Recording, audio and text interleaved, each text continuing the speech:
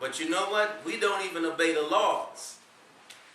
But the laws is just a training, a testing ground to see who is going to obey and follow the laws. Then when you get to see the laws and you apply the laws, then Allah Almighty let you go beyond, because Allah is beyond the law. There's no law for Allah. There's no cause and effect for Allah. There's no time and space for Allah Almighty. Allah protects His kingdom.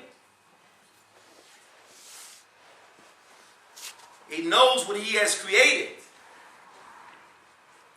He knows that there will be those that will follow His laws, and He knows that there were those who are not going to follow His laws.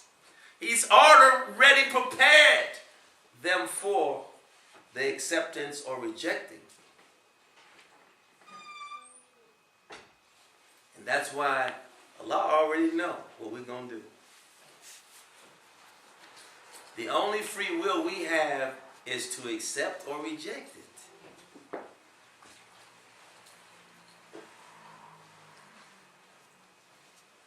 There are some people, and this is why Khidr alayhi salam came to Musa alayhi salam. Musa was relegated by the laws.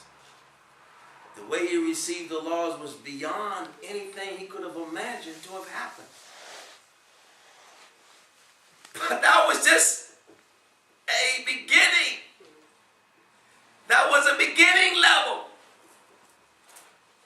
That was his test. And he knew the law and he protected the law. And he used to ask Allah, "Oh Allah, is there anyone above my level?" He had it going on. Can you imagine? Allah Almighty, your history, you reflect over your life, and they're telling you your life, you was a baby, and how your mother preserved you because Pharaoh was killing all the males because he knew that he had a dream that someone would come up and be raised in his kingdom and would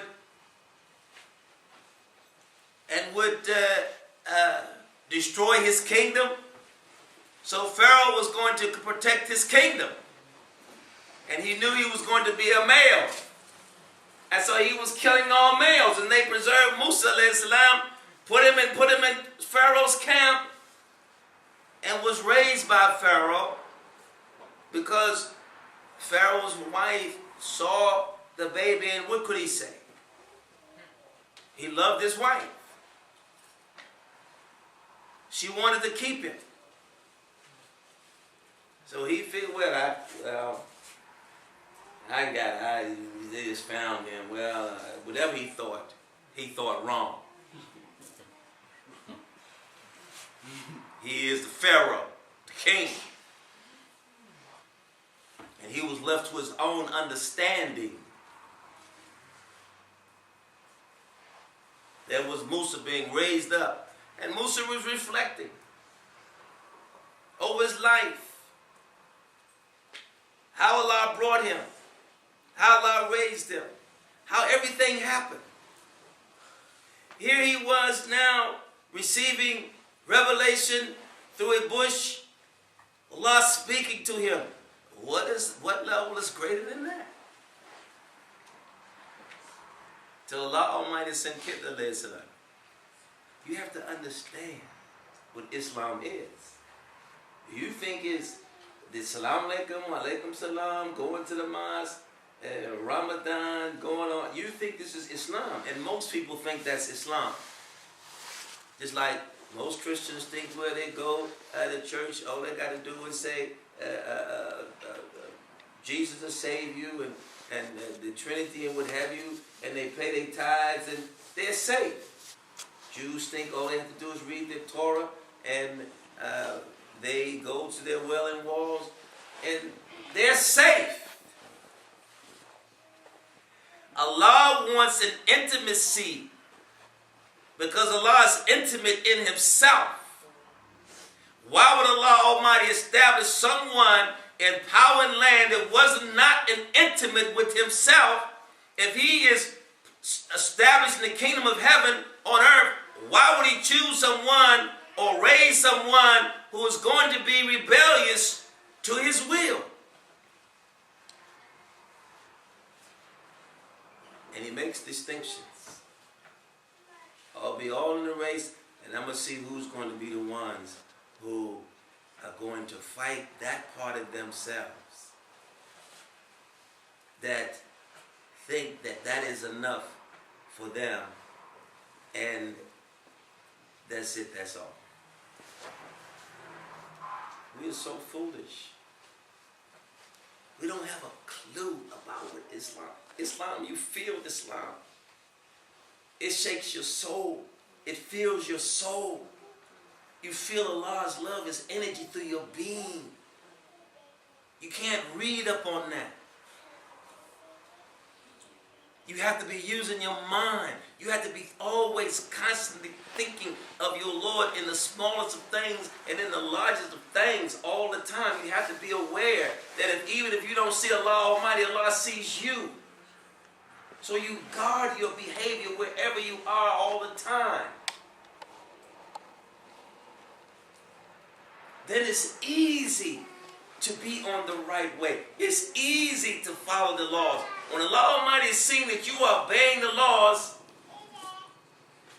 and you are seeing, learning from using the laws, you're thinking about those laws and you are learning more about those laws, and your desires, oh Allah, increase my knowledge. Oh Allah, increase my faith. Oh Allah, bring me closer to you. Oh Allah, please don't leave me in the hands of my ego, because it's going to stop me from learning. I don't want to stop learning. I don't want to stop coming near to you. I don't want to abuse my soul. I really want to know you inside myself. I want to know my power, my greatness. Don't let me stop myself. Help me, and help me against that one who is an enemy to myself. Shaitan. Then you learn. You're learning. You may speak to a baby and they may say something. Boom. Yusuf is a baby. All this whole thing is coming from Yusuf saying, what are you doing in school? Learning. Wow. Takbir! Allahu Akbar! Takbir! Allahu Akbar! Takbir! Allahu Akbar! They said in the latter days the truth will come from the babies.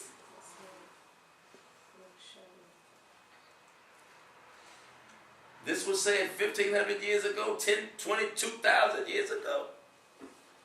But there must be people who are ready to, open to hear their Lord through the babies. Now, what are the babies saying out in the street that's killing each other? What are they saying? They're saying something is really wrong with us. Something is really wrong in this world. So how can we be comfortable? We should be comfortable in war, in the war. That should be our comfort zone, that we are fighting. We're at constant war. And don't you know, when you're in war, don't you have to continue to learn, to get strategy so you can win the war? If you engage in a war and then you just dying and not progressing, what is the whole point of the war? We're not thinking. Who motivates the motivators? They motivate themselves. They're thinking. They are thinking. That's a divine process, because Allah thinks.